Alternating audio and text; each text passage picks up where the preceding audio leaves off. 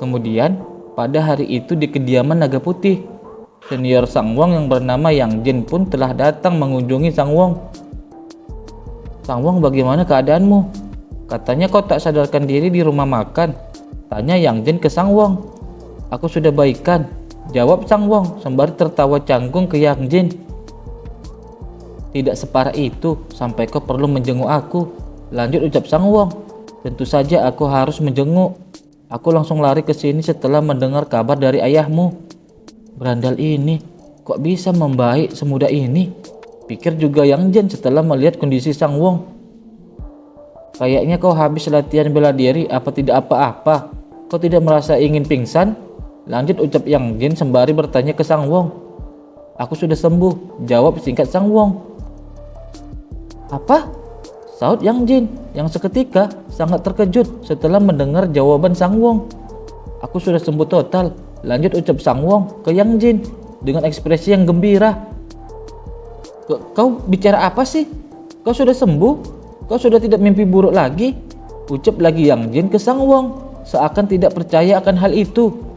"Iya, aku sudah tidak ingin pertaruhan ataupun makan berlebihan lagi," terang Sang Wong lagi ke Yang Jin. Itu mustahil. Mustahil dia bisa sembuh. Ini tidak boleh dibiarkan," gumam Yang Jin di dalam benaknya yang terlihat sangat panik setelah mengetahui kondisi Sang Wong kala itu. "Semua ini berkat guru baik," lanjut ucap Sang Wong ke Yang Jin. "Apa? Siapa?" sahut Yang Jin. "Berkat dia, kini aku bisa belajar bela diri lagi. Katanya selama ini aku menderita penyimpangan energi," jelas Sang Wong lagi ke Yang Jin. "Pendapat macam apa itu? Gejalanya sama sekali tidak seperti hanya penyimpangan energi. Kau masih mengalami mimpi buruk kan? Nanti aku bicara dengannya. Sini aku periksa kondisimu dulu.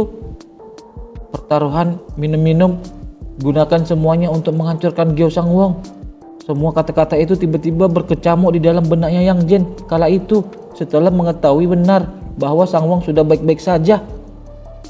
Tiba-tiba ada seseorang yang menyapa Yang Jin dan Sang Wong di sana. Ternyata yang menyapa Yang Jin dan juga Sang Wong adalah Suryong yang tiba-tiba datang menghampiri mereka berdua. "Siapa dia?" tanya Suryong ke Sang Wong. Mendengar Suryong menyapanya, Yang Jin pun membalasnya dengan memperkenalkan dirinya ke Suryong. "Halo, nama saya Yang Jin, alumni perguruan Azure Dragon. Saya senior Sang Wong saat masih belajar di sana," ucap Yang Jin ke Suryong. "Oh, begitu ya? Anggap saja rumah sendiri. Kalau mau ayo makan malam bersama di sini saja," lanjut ucap Suryong dengan sangat ramah ke Yang Jin. Terima kasih, tapi sepertinya saya harus pergi sekarang karena ada janji lain," sahut Yang Jin ke Suryong. "Sudah mau pergi? Ayo makan malam bersama dulu," ucap juga Sang Wong ke Yang Jin. Tidak usah, aku beneran harus pergi. Kita ketemu lagi kapan-kapan," balas Yang Jin ke Sang Wong. Lalu Yang Jin pun dengan tergesa-gesa berlari pergi meninggalkan tempat itu. Terlihat juga Suryong memperhatikan gelagat Yang Jin yang sepertinya mencurigakan. "Pasti dia, semuanya kacau. Aku tidak percaya Sang Wong bisa sembuh," gumam Yang Jin sesaat mau pergi meninggalkan kediaman Naga Putih. Tak lama malam pun tiba. Malam itu Yang Jin menemui seseorang yang ia kenal dan melaporkan tentang kondisi Sang Wong saat ini. "Jadi kau yakin Gyo Sang Wong bisa belajar bela diri lagi?" tanya orang itu yang ternyata dia adalah kapten pasukan Demon Blood, salah satu pasukan eksternal kultus darah bergelar Little Killer Demon. Dia terlihat lebih sehat dan ceria. Sepertinya dia berhasil mengatasi ketakutannya," terang Yang Jin ke kapten pasukan Demon Blood. "Aneh, harusnya tidak mungkin. Karena yang dialaminya itu bukan penyakit yang bisa disembuhkan," ucap Kapten Blood Demon dengan ekspresi bengisnya ke Yang Jin.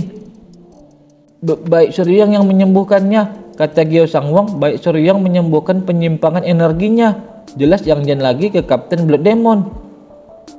Sekali seseorang terkena teknik pukulan iblis perusak jiwa, meski memakan waktu lama, pikirannya perlahan pasti akan hancur, gumam Kapten Blood Demon di dalam benaknya.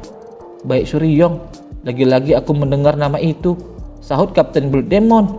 "Memang mustahil untuk disembuhkan, tapi," lanjut gumam Kapten Blood Demon. Ternyata beberapa waktu lalu, Kapten Blood Demon pernah diminta oleh Pong Jinho untuk menyingkirkan Suryong. Meski aku ingin melakukannya, kita tidak membiarkan rencana kultus kita untuk merebut Emporium Golden Dragon jadi berantakan. Benar sekali, sahut juga Pong Jinho. Seketika, Kapten Blood Demon kala itu menancapkan sebuah belati di atas meja. Kita harus segera menyingkirkannya, ucap Kapten Blood Demon. Pilihan yang bijaksana. Kalau begitu, Kapten, mungkinkah kau mengabulkan satu permintaan kecilku? Ucap Pong Jinho sembari menuangkan secangkir minuman ke Kapten Blood Demon. Apa itu? Tanya Kapten Blood Demon ke Pong Jinho. Kita singkirkan Baek Suryong setelah aku menghancurkan reputasinya.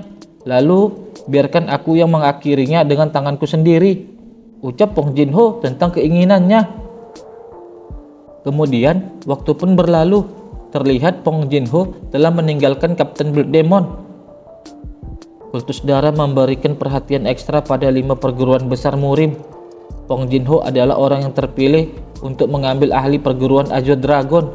Dia bukan berasal dari 10 sekte besar maupun 5 keluarga besar, tapi posisinya sangat berpengaruh dan paling penting dia tamak. Ya, dia bisa kita akhiri kapan saja, gumam Kapten Blood Demon kala itu menilai tentang sosok Pong Jinho. Tiba-tiba, Kapten Blood Demon mendapat sebuah pesan penting dari bawahannya. Kapten, tuan rumah Golden Dragon jatuh tak sadarkan diri. Kami tidak tahu detailnya karena kabarnya sangat dirahasiakan. Tapi dia tak sadarkan diri dari 6 jam lalu dan saat ini dalam keadaan sakaratul maut. Ucap seorang bawahan ke Kapten Blood Demon melalui teknik transmisi suara. Tidak. Gyo Sangwong belum ditetapkan sebagai pewaris sah Emporium Golden Dragon. Blood Dragon harusnya baru muncul dan mengendalikan Gyo Sangwong setelah dia menjadi pemilik sah Emporium. Kalau orang lain yang mengambil alih Emporium, maka semua rencana kami akan jadi sia-sia. Pikir Kapten Blood Demon memperhitungkan semua hal yang mungkin akan terjadi. Tutup tempat pertaruhan dan suruh anggota pasukan Demon Blood untuk bersiap. Kita tidak tahu apa yang akan terjadi, ucap Kapten Demon Blood memerintahkan bawahannya melalui teknik transmisi suara. Lalu, scene berpindah di Emporium Golden Dragon. Terlihat Sangwong sudah datang menjenguk ayahnya yang telah berbaring tak sadarkan diri. Aku di sini. Apa yang terjadi padamu, ayah? Bukalah matamu, ucap Sangwong panik setelah melihat keadaan ayahnya. Sepertinya akhir-akhir ini beliau terlalu khawatir dan stres. Aliran darah dan energinya tidak stabil dan banyak energi kotor menumpuk di dalam tubuhnya. Terang sang tabib ke Sangwong. Ayah akan segera sadar kan? Tanya Sangwong ke sang tabib. Beliau mungkin tidak akan mampu membuka mata lagi, jawab sang tabib ke Sangwong. Sontak saja Sangwong pun sangat kaget mendengar akan hal itu. Ini salahku, aku telah membuatnya khawatir dan kepikiran selama bertahun-tahun. Keluh Sangwong sembari menangis di samping ayahnya. Di sana juga ada adik laki-laki dari Gyo Il-san yang bernama Gyo Yi-san. Dia terlihat hanya diam dan memperhatikan semua situasi yang ada. Terlihat juga di sana banyak orang yang sedang menggunjingkan akan keadaan yang terjadi kepada Gyo Il-san dan nasib dari Emporium Golden Dragon. Beliau memang punya anak laki-laki, tapi apa yang diketahui anak berandalan yang selama bertahun-tahun hanya bermain-main? Maka penerus yang tepat adalah adiknya, Gyo Yi-san. Bisik orang-orang membicarakan bakal penerus Emporium Golden Dragon. Sangwong, jangan menangis, sapa Gyo Yi-san meredah kesedihan Sangwong. Paman, sahut Sangwong. Di saat seperti inilah kau harus menguatkan dirimu. Aku tahu ini tidak mudah, tapi untuk sekarang serahkanlah urusan Emporium padaku. Sekarang sebaiknya kau terus di sisi ayahmu saja, lanjut ucap sang paman ke Sangwong. Iya, terima kasih, sahut Sangwong ke Gyo Yi-san. Loh, dia langsung selesai hanya dengan beberapa kalimat. Dia memang hebat, gumam orang-orang menilai pembicaraan Gyo Yi-san dan Sangwong kala itu. Beralih di situasi pasukan Demon Blood, terlihat Kapten Blood Demon sedang meremas sebuah surat dengan sangat kesalnya. Ternyata dia telah mendapat kabar bahwa Emporium Golden Dragon telah dipegang oleh pamannya Sangwong, yaitu Gyo Yi-san. Kalau saja Gyo Sangwong masih di dalam kendali kami masih bisa memanfaatkannya. Tapi Blood Dragon yang menggunakan teknik pukulan iblis perusak jiwa padanya saat ini adalah murid tahun keempat di perguruan bela diri surgawi dan tidak bisa bergerak bebas. Pikir Kapten Blood Demon kala itu, memperhitungkan kondisi mereka. Kita tidak punya pilihan, besok pagi kita akhiri Gyeoye-san. Semuanya berhati-hatilah. Kalian tidak boleh terlalu bersemangat karena melihat cairan merah setelah sekian lama, ucap Kapten Blood Demon ke seluruh bawahannya dengan ekspresi yang bengis. Tak lama setelahnya, scene berpindah di lumbung padi kediaman Golden Dragon. Kala itu terlihat ada dua orang yang sedang berjaga di tempat itu. Seketika, terlihat lagi ada segelebat bayangan yang sangat cepat seperti angin yang sedang melintas mendekati kediaman Golden Dragon. Barusan apa? Tanya salah seorang penjaga yang melihat fenomena itu. Tiba-tiba terjadi sebuah ledakan tepat di atas kedua penjaga kediaman Golden Dragon.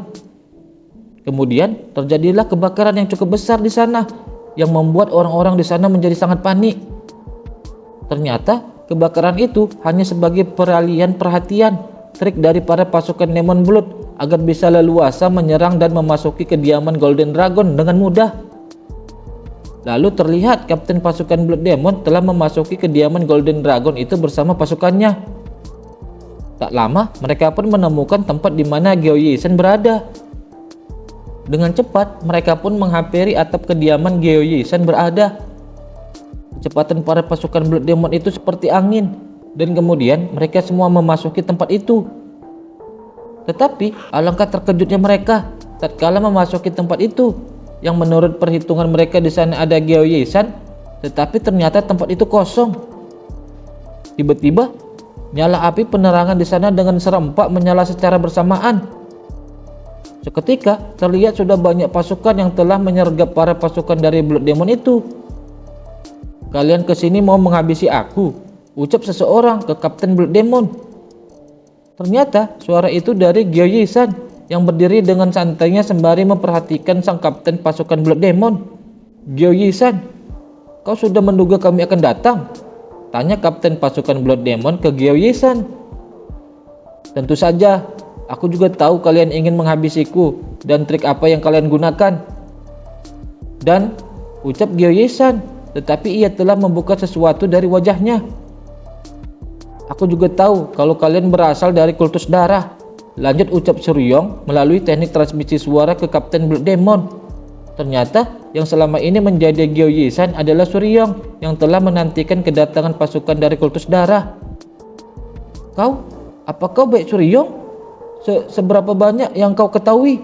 Tanya Kapten Blood Demon itu ke Suryong. Semuanya, jawab singkat Suryong. Tujuan kalian yang kalian lakukan selama ini dan berapa banyak orang yang menderita gara-gara kalian, aku tahu. Kenapa kalian terus saja menyiksa orang-orang yang hidup dengan tentram? Lanjut ucap Suryong sembari menghampiri para pasukan Blood Demon itu, juga mencabut pedangnya. Kau bicara apa? Saut sang Kapten Blood Demon ke Suryong. Lupakan saja, maju sini. Lagian kata-kata memang tidak akan mempan buat kalian. Mari kita selesaikan dengan cairan merah, ucap lagi Suryong ke kapten pasukan Blood Demon. Mendengar kalimat yang diucapkan Suryong, sontak saja ia pun sangat terkejut. Dari mana dia tahu perkataan itu? Gumam kapten pasukan Blood Demon di dalam benaknya ke Suryong. Kau sering mendengarnya kan? Soalnya itu adalah kalimat yang kalian katakan ketika terlibat konflik. Lanjut ucap Suryong ke kapten pasukan Blood Demon. Kau tahu terlalu banyak, saut lagi kapten pasukan Blood Demon ke Suryong. Dia bukan orang biasa, pasukan Demon Blood, pakai teknik iblis kalian. Perintah sang kapten ke semua pasukannya melalui teknik transmisi suara. Dengan serempak, semua pasukan Blood Demon pun tanpa ragu memperlihatkan teknik iblis mereka di sana. Seni bela diri iblis darah hitam ya? Baunya menyengat banget. Kalian pasti telah menghabisi banyak orang sambil menahan energi iblis dalam tubuh kalian. Terang Suryong. Mendengar ucapan Suryong itu, sontak Kapten Blood Demon itu dibikin kaget lagi oleh Suryong. Dia juga tahu seni bela diri iblis darah hitam. Siapa sebenarnya orang ini? Gumam kapten pasukan Blood Demon bertanya-tanya dalam benaknya. Bawa dia padaku, akan aku tanya dia secara langsung, perintah Kapten Blood Demon itu ke seluruh pasukannya untuk menyerang Suryong. Dengan serempak, para pasukan Blood Demon itu pun menyerang Suryong. Mari kita lihat, apakah kalian berbeda dengan generasi yang dulu? Sahut Suryong yang kemudian bersiap melawan seluruh pasukan Blood Demon yang datang kepadanya. 1, 2, ucap Suryong menghitung orang-orang dari pasukan Blood Demon itu yang telah ia selesaikan. Melihat hal itu, Kapten pasukan Blood Demon pun tidak tinggal diam. Tidak masalah, lengan dan sikilnya lepas, yang penting ia masih bernapas, teriak Kapten Blood Demon ke seluruh pasukannya memberi perintah. Tuan, Anda butuh bantuan? Teriak salah seorang pengawal dari Imperium Golden Dragon ke Suryong. Tidak perlu, jawab Suryong ke pengawal itu, sembari ia terus melanjutkan lagi hitungannya dari orang-orang Blood Demon yang ia selesaikan di sana. 3, 4, 5, ucap Suryong menghitung. Tolong jaga jarak, karena aku tidak tahu bagaimana mereka akan menyerang, ucap Suryong lagi memperingati penjaga Emporium Golden Dragon.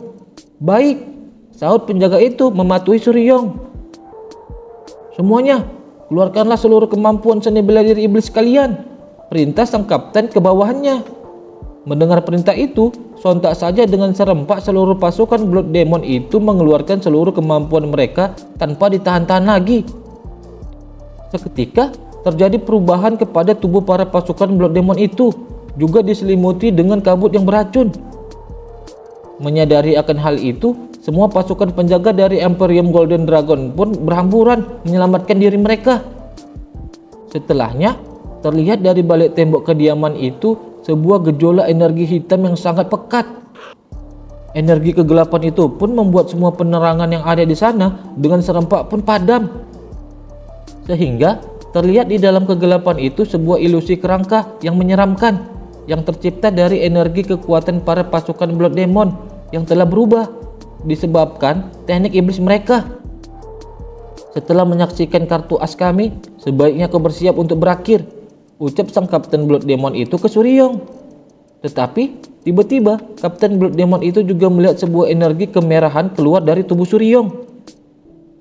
Benar saja, ternyata Suryong juga sudah mengeluarkan kartu asnya di depan seluruh pasukan Blood Demon itu. Sepertinya kalian deh yang harus siap untuk itu. Berkat kalian, sudah tidak ada lagi orang yang melihat, ucap Suryong juga telah mengaktifkan teknik melawan takdir dewa miliknya. Melihat penampilan Suryong yang telah berubah seperti itu, sontak saja pemimpin dari pasukan Blood Demon itu lagi-lagi sangat terkejut karenanya. Terserah, aku sibuk, jadi cepat saja ya, ucap lagi Suryong. Seketika, orang-orang dari pasukan Blood Demon itu pun bersujud menyembah Suryong dengan tubuh mereka yang gemetar karenanya. Melihat tingkah Kapten Blood Demon seperti itu, sontak saja membuat Suryong menjadi bingung. Semoga semuanya tunduk pada Blood Demon. Semoga cairan merah menguasai dunia ini. Saya, Kapten pasukan Demon Blood, memberikan hormat kepada yang mulia, ucap Kapten Blood Demon itu ke Suryong. Bisa gawat kalau saja aku tidak memasang perisai energi, semuanya bisa dengar. Tapi kenapa dia tiba-tiba begitu? Apa mungkin karena Heaven Devi yang Divine Art? Pikir Suryong menilai situasinya. Heaven Devi yang Divine Art atau yang disebut juga teknik melawan takdir dewa adalah puncak seni bela diri dari kultus darah. Teknik ini memiliki kekuatan untuk membuat siapapun yang mempelajari seni bela diri iblis tunduk pada penggunanya. Karena itu juga anggota kultus darah secara insting mereka takut pada pemimpin kultus. Hal ini tidak terjadi ketika Heaven Devi yang Divine Artku masih level rendah. Sepertinya baru bekerja karena sekarang levelnya sudah lebih tinggi. Lanjut pikir Suryong sembari melihat ke pemimpin pasukan Blood Demon yang sedang bersujud di depannya. Tiba-tiba saja Suryong melepaskan sebuah energi dari pedangnya ke arah pasukan Blood Demon. Sehingga gejolak energi kemerahan itu sampai terlihat keluar. Para pasukan penjaga kediaman Golden Dragon juga dapat menyaksikan dari luar. Katakan segala tentang kultus darah, ucap Suryong ke Kapten Blood Demon. Baik, sahut sang Kapten pasukan Blood Demon mematuhi keinginan Suryong. Sementara itu, di sisi Gyo Ilsan dan adiknya terlihat sedang berjalan sembari mengobrol. Ternyata Gyo Ilsan baik-baik saja, semuanya yang terjadi hanyalah tipu daya mereka. Apa yang sedang terjadi di luar? Tanya Gyo Yisan ke kakaknya. Tadi kau seakan sudah mau berakhir dan sekarang kediamanmu dihancurkan. Lanjut tanya Gyo Yisan ke kakaknya. Ini adalah perjanjian yang kubuat dengan donaturku. Aku tidak memberitahumu, jadi abaikan saja. Jawab Gyo Ilsan ke adiknya. Bagaimana mungkin aku bisa mengabaikan energi menakutkan yang terasa dari luar? Saut Gyo Yisan ke kakaknya. Pokoknya abaikan, meski tidak ada perjanjian sekalipun. Emporium bisa terancam kalau kabar insiden ini sampai bocor keluar. Lanjut ucap Gyo Ilsan ke adiknya. Aku tahu dia adalah master bela diri, tapi tak kusangka dia sehebat ini. Selama berkeliling dunia, aku telah bertemu banyak master bela diri, dan aku juga sudah bertemu 10 master terkuat. Tapi, pikir Gyo Ilsan yang tidak menyangka Suryong sehebat itu dengan merasakan aura energi Ki yang dikeluarkan Suryong. Dia bukan hanya orang yang sudah menyembuhkan anakku, tapi dia juga adalah tamu penting di kediaman Golden Dragon yang harus dilayani dengan baik. Lanjut lagi ucap Gyo Ilsan ke adiknya. Kembali ke situasi Suryong, terlihat sang Kapten Blood Demon sudah seperti orang linglung. Akan saya beritahu segalanya yang mulia, ucap sang Kapten Blood Demon yang seperti orang linglung itu. Demi Anda, kami mempelajari seni bela diri iblis dengan mengorbankan banyak anak-anak. Lanjut terang sang Kapten Blood Demon ke Suryong. Kalau dibiarkan saja dia bisa tidak waras. Para bajegur kultus iblis sialan, bisa-bisanya mempelajari seni bela diri iblis dengan sembrono begini. Gumam Suryong menilai kebodohan para pasukan Blood Demon itu. Tolong jadikan saya pasukan perintis untuk mengambil alih Murim. Saya akan menjadi pedang untuk Anda, ucap Kapten Blood Demon memohon ke Suryong. Aku tanya satu pertanyaan lagi tentang orang yang berencana mengambil alih Emporium Golden Dragon dengan menggunakan teknik pukulan iblis perusak jiwa pada Gyo Sangwon. Beritahu aku tentang Blood Dragon, ucap Suryong ke Kapten Blood Demon. Blood Dragon adalah murid dari semua tetua. Dia adalah pemimpin generasi selanjutnya yang menjadi harapan kultus darah. Dia tidak hanya hebat saat kompetisi bela diri surgawi tahun lalu, tapi juga sangat licik. Dia bernama Choil, bergelar si tinju tiran. Murid tahun keempat perguruan bela diri surgawi, salah satu pendekar bela diri yang digadang-gadang yang akan menjadi salah satu dari 10 pendekar bela diri terkuat. Si tinju tiran, Choil, akan kuingat baik-baik, pikir Suryong setelah mendengar keterangan dari Kapten Blood Demon. Kemudian, Suryong menyadari seluruh bawahan Kapten Blood Demon yang telah berubah itu telah berakhir, tetapi tidak meledak seperti Jomak Saeng. Kau tidak tahu banyak ya? Ucap lagi Suryong bertanya ke Kapten Blood Demon itu. Informasi saya tentang kultus utama memang sangat terbatas, jawab sang Kapten pasukan Blood Demon ke Suryong. Tidak heran sih, karena kau terlihat seperti orang yang bisa dilenyapkan kapan saja, tapi segini saja sudah cukup, ucap Suryong. Semoga semuanya tunduk pada Blood Demon. Semoga cairan merah menguasai dunia ini, ucap terakhir sang pemimpin pasukan Blood Demon, yang kemudian dengan sangat cepat telah disabet oleh Suryong. Dengan begitu, ia berakhir dengan seketika. Itu kalimat yang paling aku benci, ucap lagi Suryong, yang kemudian pergi meninggalkan tempat itu. Setelahnya, waktu pun berlalu. Terlihat sekarang Suryong sedang duduk bersama Gyo Ilsan. Kau menyelamatkan anakku dan bahkan menyelamatkan klanku dari krisis. Bagaimana aku harus membalas bantuanmu? Ucap Gyo Ilsan ke Suryong. Saya hanya melakukan hal yang perlu dilakukan, jawab Suryong. Aku sudah dapat banyak dengan memperoleh informasi tentang kultus darah, dan aku juga berhasil membuat pemilik Emporium Golden Dragon berutang padaku. Tapi, gumam Suryong dalam benaknya yang seketika itu terhenti. Tuan, ucap Suryong ke Gyo Ilsan. Saya ingin agar kejadian hari ini tetap menjadi rahasia kita berdua selamanya. Lanjut ucap Suryong ke Gyo Ilsan. Aku yakin orang secerdas dia sudah tahu kalau ini ada kaitannya dengan kultus darah. Gumam lagi Suryong dalam benaknya menilai Gyo Ilsan. Saya harap nama saya tidak disebutkan berkaitan dengan insiden ini.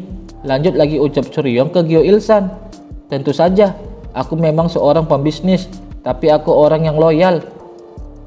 Para pengawal di sini adalah orang yang telah membangun kepercayaan dalam waktu yang lama. Dijamin mereka bisa tutup mulut, jadi tidak perlu khawatir. Aku akan mengurus masalah yang ada di dalam kediaman ini, terang Gyo Ilsan menjawab permintaan Suryong.